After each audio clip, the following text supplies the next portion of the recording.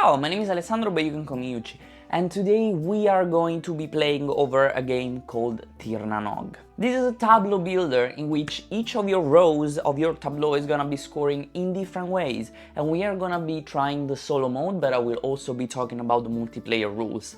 Speaking of which, we're gonna have an overview of the rules of the game at the beginning of the video, but most of the rules and the details of the game you're gonna find out while we play, because we're gonna be learning while playing the game.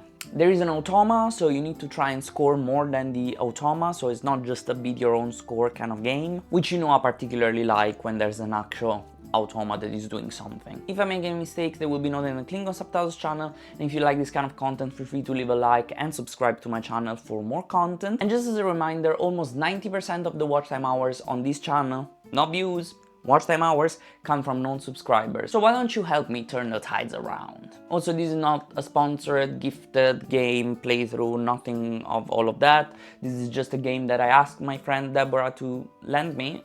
Thank you, Deborah. She has so many games I can just show you. So God bless Deborah. Thank you. Thank you. As I was saying, this is not sponsored, not gifted, not anything, so if you'd like to support the channels, feel free to check out the description below for ways to do it, like the YouTube membership, Patreon, or Ko-fi. I'd be immensely grateful if you decide to do so, but now it is time to learn all about Tír Na Nóg. And I will be butchering a bunch of names in this game. Just so you know, I don't know the proper language. Sorry.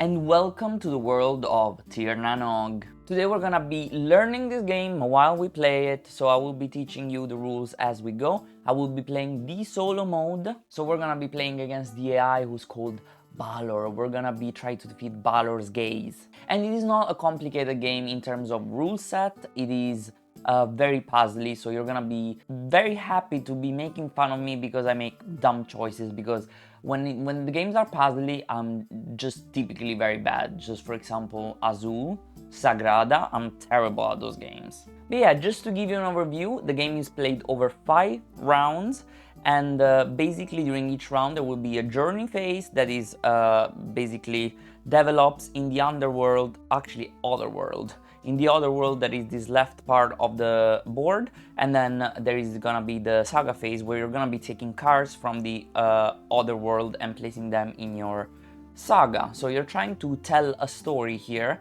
and you're gonna be building a tableau of ideally 15 cards here. Theoretically, each row will have 5 cards, then of course there are exceptions. During the saga phase, you will be placing your wooden meeples in between 2 cards. You're only allowed to place them in between 2 cards exactly, not on corners in between 3 cards or on the outside slots of the board, for example here. You can't do that. You need to place them in between 2 cards and in a place that is not occupied by any other player.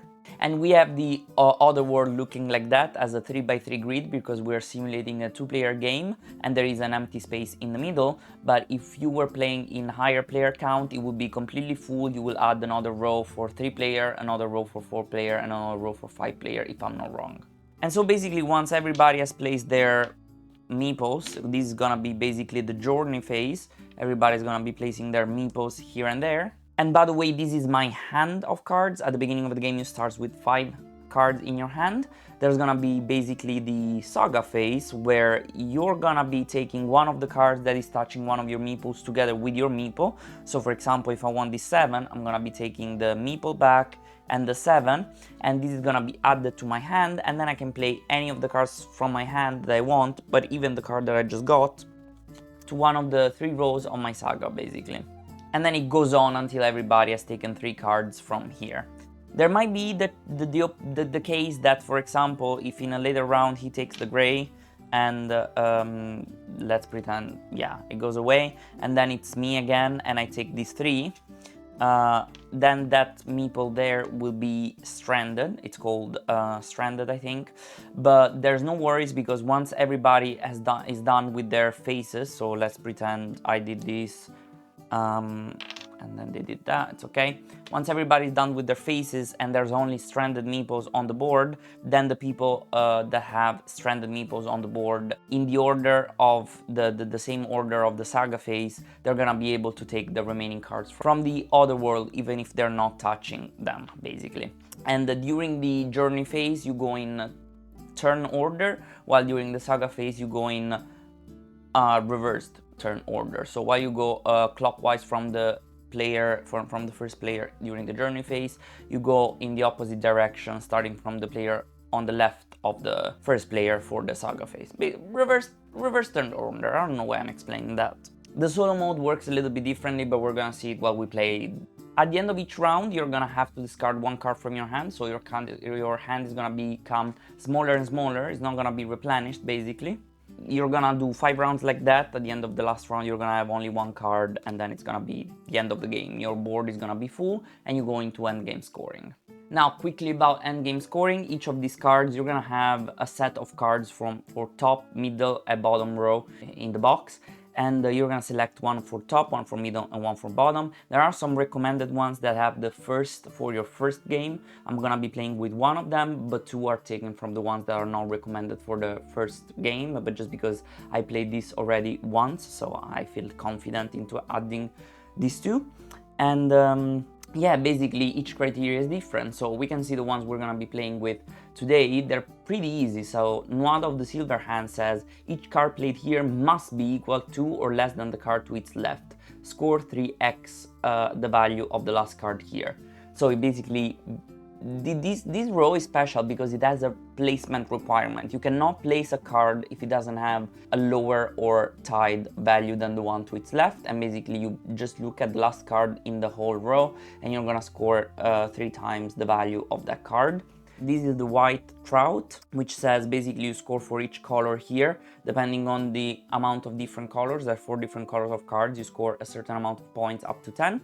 And for each different value here, you also can score up to 15, and obviously there will be 5 cards, so you can score up to 5 different values. There are exceptions. There might be cards that add more cards to a row, because each of these cards can have some effect. We're gonna see them as we play, there's no point in explaining them now, but in general you're gonna have 5 cards. And the last one is Cat's Bad Divination. It says score for sets of cards of the same value. So in the example you have 3 4s and 2 6s, so you're gonna score 10 plus 5. Very straightforward. At the end of the game, you're also gonna be scoring for the regions of Tír Na Nóg, which means for each color, the players with the largest connected regions of the color score 8 victory points if they have the largest region, or for the second largest region they score 3 victory points. So you want to kind of connect the same colors somehow and have big regions with the same connected colors to score more points. And it says a connected region is made of 2 plus cards of the same color, where each card is next to at least one other card of that color on the top, bottom, left, or right. It needs to be adjacent, right? So they need to be 2 plus. So if you have a region of 1, it doesn't count as a region because it's just one lonely card. There is a side for 1 to 3 players that we're gonna be playing with, but there's also a side for 4 to 5 players. And the solo bot is not gonna be building a tableau, he's just gonna collect a deck of cards, and basically all the cards in his deck are gonna be considered connected. So that's dangerous, but at the end of the game, depending on if you're playing in easy, hard, difficult, depending on the difficulty, you get to remove a certain amount of cards from his deck and you choose which ones. So that can help you like score some regions better or worse, but we're gonna see this at the end of the game. Now I think it's time to do the setup and having a solo game of Tír Na Nóg. And we're ready to begin. Now, when playing in the solo mode, you have to place, this is the first player marker by the way, you're gonna have to place this first player marker somewhere in between 2 cards. I'm gonna place it here. It's gonna act as a sort of tiebreaker for some things that the bot does basically. And by the way, I told you that in multiplayer, like somebody goes first in the journey, the first player goes first in the journey phase, and then you go in reverse player order during the saga phase. Well, when you're playing solo, these rules don't apply. Balor is always gonna go first in both the phases. Balor starts with his reference card. This is gonna be his reference card in the highest setting. So basically this means that during the journey phase he's gonna be placing a storyteller between two cards with the highest sum. So before doing that, every time Balor does anything, he's gonna flip a card from the top of the deck. If the card has a plus symbol, like for example this one or this one, then he would switch to the opposite side of the reference card, which actually means that he's gonna be going for the lowest sum. But he didn't take any of this card gets discarded, and he's just gonna go for the highest sum, which is 7 and 7. Now this is not good for us because we kind of want both of the 7s. Sorry, this is me. I'm already making a mess. We want all the highest cards for the top row. We have 1 7 in our hands and we want all the 7s we can get to try and work with that criteria there. So let's see, we're gonna try and focus on taking these 7s. Hopefully he's gonna flip and flip something that makes him flip this card here. So I think we're gonna go for these 7 and 3 here. And then it's Balor's turn. He's gonna... Oh, yes, he flips. There's a plus. Do you see it? Yes, great. So he's gonna go for the lowest sum.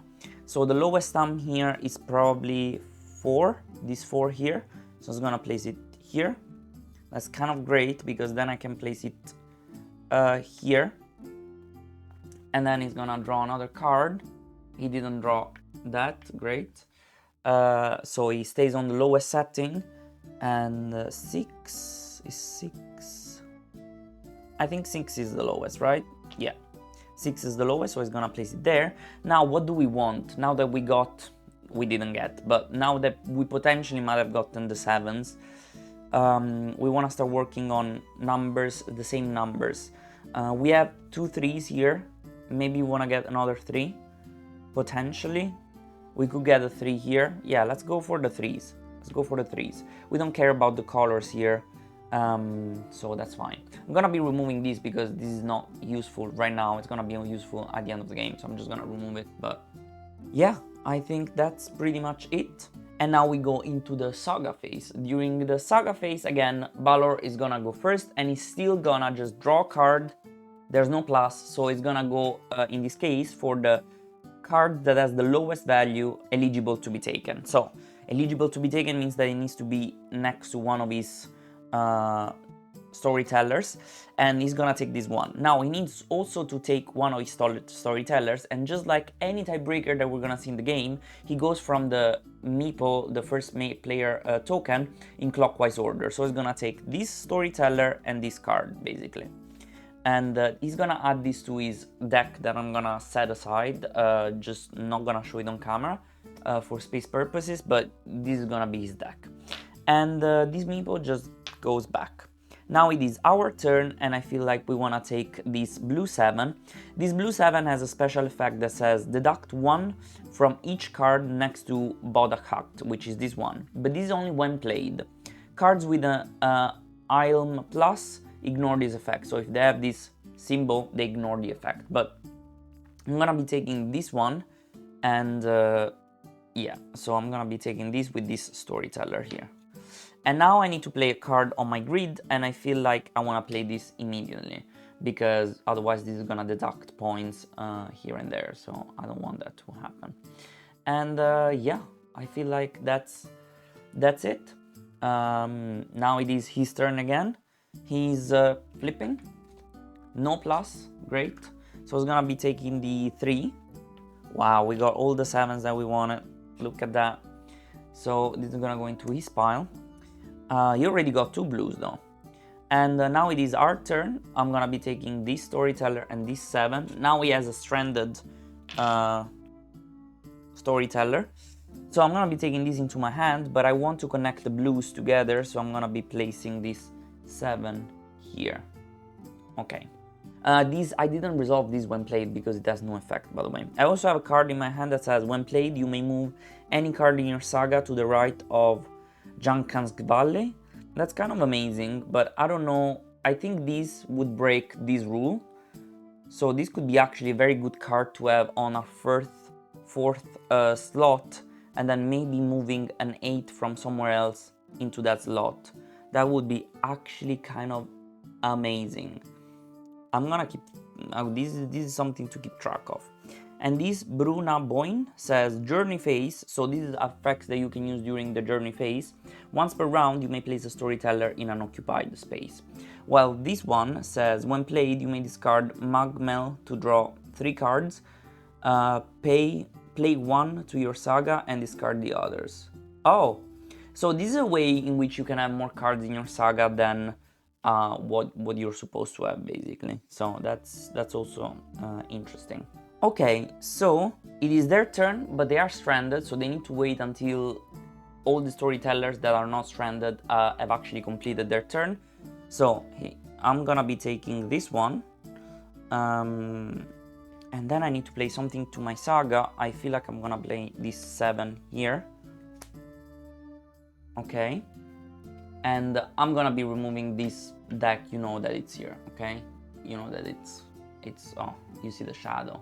You know that it's there somewhere, and we're gonna be drawing cards off of it. Gonna be taking my storyteller back, and now Balor is basically, since he has a stranded storyteller, he would take the lowest card, depending, there's no plus, so he's just gonna take the lowest card of all the ones showing, so he's gonna take another blue. He took 3 blue cards. This is not amazing for us, but yeah, this is what's happening. So the saga phase is over, and now we go into the cleanup phase. So during the cleanup phase, I just remove these 2 cards from here. I will have to discard one of the cards from my hand. I feel like I like this. So I think I'm just gonna discard this 4. Are we going for the 4s here? When played, you may move. I think I might just discard this. I'm just gonna discard these 3. Why not? I'm gonna discard these 3. I'm gonna discard these 2 cards. And basically, Balor is always gonna flip at the end of the... It's gonna not flip to the highest. It's always gonna flip depending on where he is. He's gonna flip during the cleanup phase. Okay, we set up for our next round. I'm gonna be drawing the cards to place here, basically. By the way, I just realized there are pronunciation, and it's not Kafbat, it's Kava. And this one is not Nuada, it's Nuda. So there's the pronunciation of all these names in the rulebook at the end of the rulebook. Anyways, we set up for the new round. There is a lot of cards with text on it. So let's look at some of them, for example. This one, which I'm not gonna pronounce because it's gonna be wrong, says ongoing, add 3 to this card, basically, 3 value, for each different card color it is next to, which is great. This says when played, move another player's storyteller to an occupied space between 2 cards. Okay, that's also fun. Messes up with your opponent's storytellers. This is said during the saga phase, you may move the leprechaun, it seems like it's leprechaun, cobblers to the end of any row. This says when played, change the color of all cards next to Selkie Dolmen to blue. This says ongoing, add 1 to this card for each other card in your saga that is a 6 or higher. That's insane. And this says saga phase, for your lost storytellers extras quest, which means when you have lost storytellers, you can draw a card, keep it, or pick from the other world cards instead. So this basically means whenever you have a lost storyteller, instead of taking the remaining stuff in the other world, you can basically draw a card from the deck, see if you like it, or otherwise take something from the other world. Okay, anyways, let's move on, and they're gonna go first. They're gonna go for highest, which means they're gonna go here. Unfortunately, I really want that 8. I really want it. I hope they don't take it. Oh, sorry, we should have drawn a card for them. They don't have a plus. Okay. Now it is our turn. I am gonna try to grab that 8. I hope this doesn't backfire. I am scared, very scared. But now they're gonna draw a card. Please be a plus. No plus. Ah! So they're gonna go here between this 5 and 4 because it's a 9. This is me, not them. Okay. And now it is me. I kind of want that 4. I low-key want that 4. Or I want that. Okay, I'm gonna place it here. Let's see what happens. And okay, so now they're gonna go. Please be a plus, please be a plus. No. So they are gonna go for 5 plus 0, I think. Here, this is the highest sum, I think. And then I am gonna go for, I mean, this 3 is not bad, right? So let's do that. I could use the 3 to cheat the system instead of the 8. Should have thought about that. That's actually very good. I want to take that 3 immediately. You're gonna see what I mean. Now we go into the saga phase. They go first. So let's see. No plus. We're gonna be taking the highest card, which is the 8. So good that I have a backup plan for that. And this goes away. Now it is my turn. I am gonna be taking this 4. No, I need to take the 3. What are they gonna take next? The 5 or the 0, basically. So I'm gonna be taking the 3. And I'm gonna be adding the 3 exactly here. I think that works just fine for me. This says, ongoing, add 1 to this card for each other card in your saga that is a 6 or higher. So this means that right now this has a value of 6 already. So I'm gonna be taking this beautiful 6 here, and I'm gonna be placing that one there. There are tokens that change colors. They are used to keep track of change of colors, change of numbers, and so on. So now it is their turn again. They're gonna be flipping. Oh, it's a plus, so they're gonna be taking the lowest card, which in this case is the 0 here. So that's added to their pile. And now it's my turn. I'm gonna be taking this 4 here. I feel like it only makes sense to take this 4. And I'm gonna be playing this valley here. And this says basically, when played, you may move any card in your saga to the right of the valley. Which means I can move this here. And this is going to be my 5th card. And then if we can get to play like cards that are higher than 6 or higher actually, I can increase the value of this card here. So that's my strategy now. I want to keep increasing the value of that one. Now it is their turn. They're gonna draw a card. They're not gonna flip. They're gonna take this card here. And I will have to take this one, which I don't think I want. I really don't think I want. But I'm gonna be playing the blue 4, I guess, here. When played, change the color of all cards next to this card to blue, but there's only that one. So actually maybe I should have placed something. Oh, I want the 4 here. So what if I played actually the, I think I'm gonna place the 3. Oh, what if I do this? What if I do this? Oh, but I want the 4 there, here. So I'm just gonna be placing this one here. Why not? It says now once per round I may place a storyteller in an occupied space. So that's good. Now we're going to clean up. So I clean up these 2 cards. I will have to discard something from my hand, which I think it's the card that I just said. Sorry, I really don't think I like you. And yeah, they flip this card and I set up for the next round. Okay, everything is set up, so he's gonna draw 8, but it doesn't have a plus, so he's gonna go for the highest sum, which I feel like it's 6 and 7, 13. So there's a couple of interesting cards here. There is this one, Ravenous Holy Feast, I don't know, which says ongoing, add 1 to Ravenous Holy Feast for each card to its left. That is great because this can basically be a 9, a 10, something like that. It would have been actually amazing to place it here. But what can we do about that? I think nothing. So, I mean, it would have been a 9 in this position. Maybe we can make this a 9 anyways. And this card says, change the color, during scoring, change the color of this card to the color of a card next to it. So you can basically change the color of this card according to how you want to score your regions. I feel like I definitely want the 5. So I'm gonna be placing that there. And the 6 is good too, to be honest. I mean, also the 7. What if I did something like this?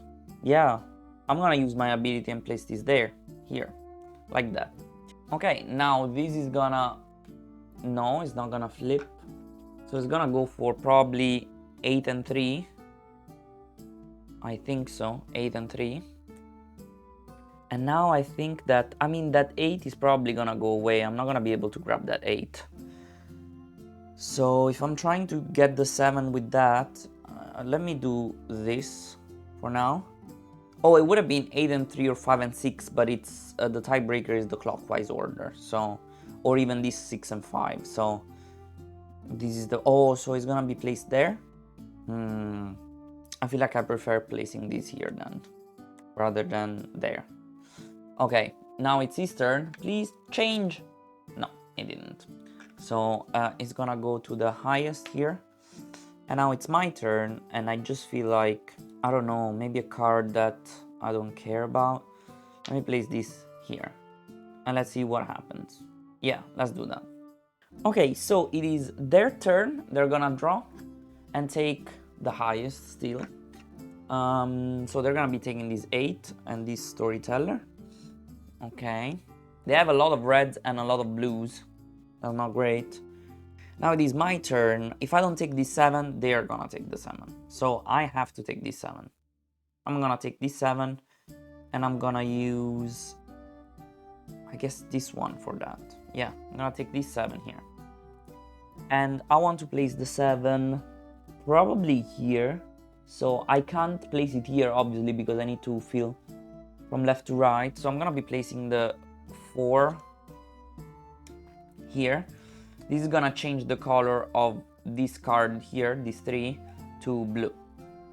Because it says when played, you change the card that are next to it to blue. Okay, so now we have a 4 blue area, which is great.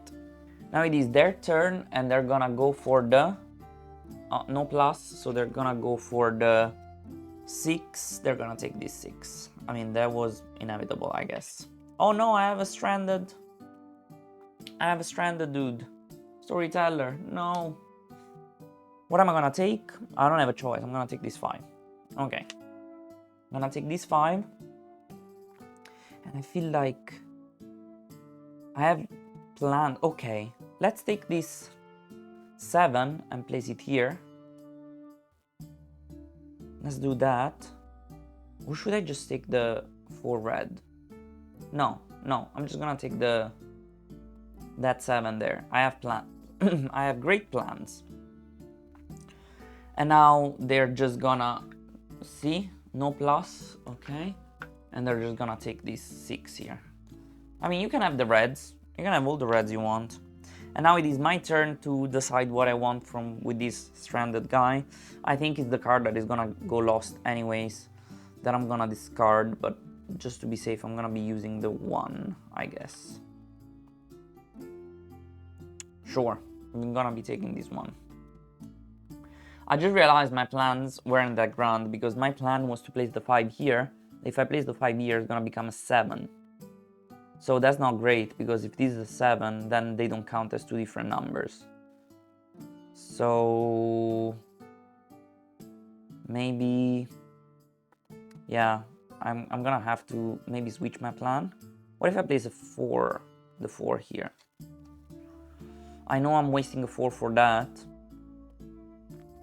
but it's a different color. I kind of want high numbers there though. Because these actually changed the value of this. Let me do that. This became a 7 now. So there we go. I mean, it's very hard to heavy optimal, so might as well just play this 4 here. Let's do it. I don't know. I'm gonna play that 4 there, and then basically this is gonna increase the value, and I want 1 card to increase the value. I'm gonna place this 4 here. I wanna be greedy. Yes. Okay, this is the end of the saga phase. I'm gonna discard this card here. I am going to flip this to the lowest. I'm gonna discard these 2, and I'm gonna refill the board. Okay, first of all, holy blue. Second, so much text. The first is the same that we already have in our hand, Magmel, which is not a bad card actually, so I might think about taking that. Then we have Dagdas here. I'm sorry, I don't know English at this point. Add 1 to each card to the next. Next to Dagdas here, cards with an Ailm ignore this effect. Okay, so these would not be affected. So maybe, yeah, maybe this is not great. We'll see. Journey phase. You may place a storyteller at the corner of up to 4 cards. Select one of them in the saga phase. Don't care too much. This is the same. And this says add 1 to this card for each other card in your saga that has 6/6 or higher. So this is basically the same card as this actually. Okay, I like this. I like that. I like this. So I actually really like this because I can place it here. I really like this 6.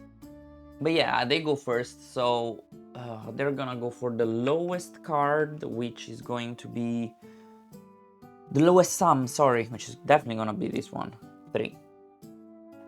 I will go for the, I think I'm gonna go for the 6 and 4 here.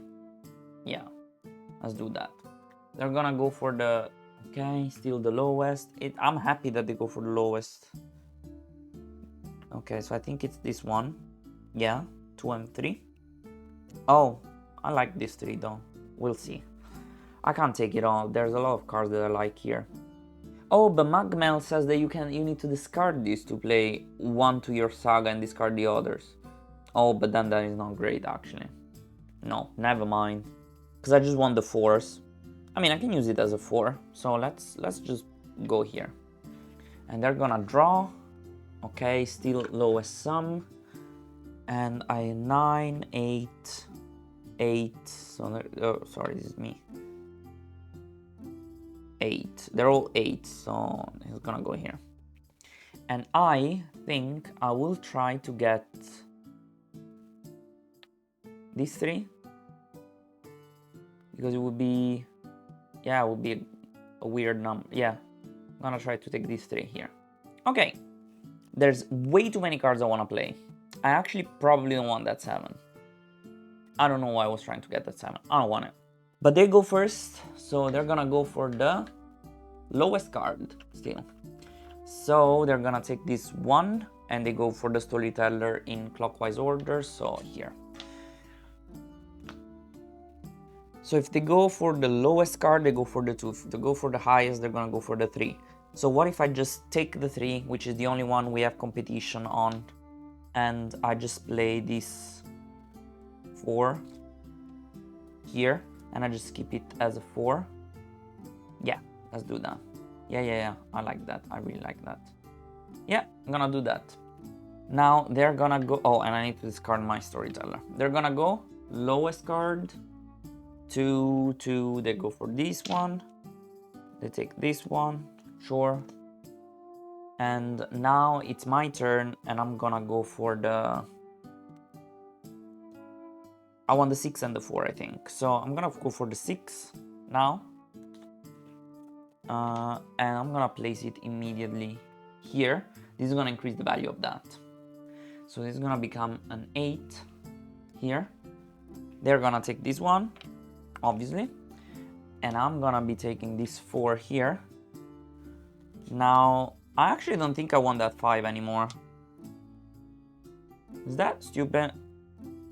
I don't think I want that 5 anymore. I want to keep the 4 and I mean the 3 is just, it's just great. And okay, no, my biggest blue area is this one. This is gonna increase still my yellow area, but I don't think I need to increase my yellow area. Like, it's already so big. But if I place this is an 8. So I'm just gonna place this. It's gonna be an 8, which is gonna make this a 9. Yeah, sure, I think it works, right? So the 8 goes here, and this is gonna become a 9. Because this is add 1 to revenues for each card to its left, so it has 3. And basically we have 1, 2, 3, 4, 5, 6 cards that are higher than 6. So that's what's happening. And then I'm gonna discard these 2 cards. He's gonna flip to the highest again. And I feel like we just... Oh, I need to discard the card from my hand. I mean, this is great. This is great. How much is this gonna give me though? It's gonna give me... Oh, look at some... Oh, I should have played the blue there. I should have played the blue here, not this one. Rewind, because I want different colors. I forgot about that. So these are both 9s now, okay. So I'm gonna just discard this yellow here. Okay, let's do this. Because I was looking at the different numbers thing, because I feel like it's much harder to achieve. But yeah, the different colors, we need something teal here. We need the teal, the red is gonna go here, and then we probably want something teal here too. Let's try to do that. Okay, last round. Okay, there we go. I think this draw is also pretty awesome. We want these 4 teal to place after the red here, and we want the 6 teal. I know we already have a 6 there. I could place the 2. Is it the same difference? It would actually be better to place the 2, but the 6 would increase also this value. So I think the 6 is still better to place there. So they're gonna go for the highest. I think it is this one, because it's 14. Yes, it's that one. So we definitely want that 6 teal. So let's place it here. Shall we? Okay. Then they are gonna go for still the highest.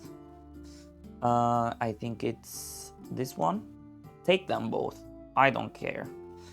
I'm gonna go for this 4 teal. Yes. Oh, I want him to try and steal it, so I'm gonna be placing it here. And then I don't care what is the last card for me. So 3, but there's no plus, so they go for 11 here. Sure. And then I'm gonna go for... I'm just gonna take another opportunity to... I still have this that allows me to place a storyteller in an occupied space, so I'm just gonna place it here and see what happens. Yeah, I'm gonna place it there just in case I don't need to place it there. I can place it here. Yeah, it's fine. So now they take the first card and they're gonna go for the highest, so it's gonna be the 8, and it's going to be these 8 here, because we go... I mean, it says in clockwise order from here, so it goes like that. I think I don't think it matters that much, but yeah, I think it's gonna take this one. And I'm definitely gonna take that 6 teal. It has to be mine. I'm gonna place it here. This is gonna increase both of these ones to 10s. Okay, 10 and 10. Now they're gonna go for the highest, which is the other 8, and they are gonna take the storyteller. I honestly genuinely don't know how this works. I'm gonna be honest with you. This would be stranded, so just gonna... This is exactly in the same spot, so why wouldn't I take that, right? I feel like it just makes sense. I don't know. Maybe I should have taken this from the previous round, actually, now that I think about it, but doesn't matter. I'm gonna take these 4. Mine. Yoink. I'm gonna place these 4 here. I'm not gonna use its effect to draw 3 cards and so on. And then they're gonna draw again. Okay, we're fine. And they're gonna take this one. It wouldn't even have mattered. I don't even know why I've drawn a card. And I'm gonna take these 2. Doesn't matter because I'm gonna be taking these 4 and placing it here. Okay, so this is the end of the game. I feel like we did pretty well. I'm just gonna clean up a little bit and then we can go into scoring. Before seeing how well we did in Tír Na Nóg, I just want to remind you that if you like this video, you can leave a like and subscribe to my channel. I would appreciate it very, very much. I have a good feeling. It seems like we did pretty good. Probably we were very lucky. But yeah, let's go into endgame scoring. Okay, so I took the score sheet. A is gonna be Ale, B is gonna be Balor. And actually now I'm thinking that maybe these 2 don't interact with each other. I'm just gonna take the worst case scenario and not consider this card for this card and vice versa. I don't know if this is supposed to be a 10 or a 9 basically, but I'm gonna be taking the worst case scenario and putting a 9. I don't wanna be cheating, but maybe I'm just doing something wrong. Okay, that is great. And something I didn't mention is that the solo Balor is gonna score this amount that is written in each card, the solo score for his row scoring for each of the criteria. So let's go with the top card. Each card played here must be equal or less than the card to its left, and I think we totally fulfilled that. This just increased later, but it was... Oh no, this was moved there. It wasn't played, it was moved there. So this is totally legal. And score 3x the value of the last card here. So it is 27 for me, and he's gonna score 18 points for it. Then the middle, score for each color here. I have 4 different colors, so it is 10 points, plus score for each different value here. We have a 3, a 7, 6, a 9, and another 6. So 4 different values, so it is 10 plus 10, 20 points for us. And also Balor scores 20 points. And then bottom, score 4 sets of cards of the same value. We have 5 4s, so we score 20 points, and he is going to score 15 points. Okay, I guess that's all. Now we need to do the region scoring, so I need to take his deck. So from this deck you can remove a certain amount of cards depending if you're playing in easy, normal, hard, or impossible. So let's say we were playing in... Let's pretend we were playing in impossible. Would we still win? I don't know. Because I think we would still win. This would be 1, 2, 3, 4, 5, 6 reds. So for sure he's gonna win the red no matter what. And it's gonna be 8 points for them and 3 for me. Then the blue, I think they will still win the blue no matter what, because we have 4 maximum. They have 1, 2, 3, 4, 5, 6. Yeah, there's no way we can do anything about that. 8 and 3. The yellow, we win for sure. They only have 2. So 8 for us, 3 for them. And green is 8 for us and 3 for them, because they only have 1 and we have 2. And yeah, I'm gonna just sum up the scores. And the final scores are in. I win with 89 and they are at 75 on impossible, the hardest difficulty. Not to brag, sorry. No, but jokes aside, let me know if I cheated in any way. I don't know. I think I feel like I did everything correct, but let me know if I cheated in any possible way. Of course, like maybe the AI is not super smart. So like it was very good for us to have them taking the lowest cards, because we wanted very high cards for this criteria here specifically, and to increase the value of this card little by little. Yeah, I think this is all. This is a full solo gameplay of Tír Na Nóg. And sorry if I butchered all the names. So this was everything for Tír Na Nóg. I hope you enjoyed the video. I also suggest if you want to follow me on Instagram, I'm going to leave you the QR code here on the screen, or you're going to find the link showing in the description below. Because I post reels, comedy, I post reviews, I post a little bit of things, and we can have more of the discussion daily. I post stories on a daily basis. But anyways, thank you so much, and I hope to see you in many more videos in the future. Soon. Ciao, ciao!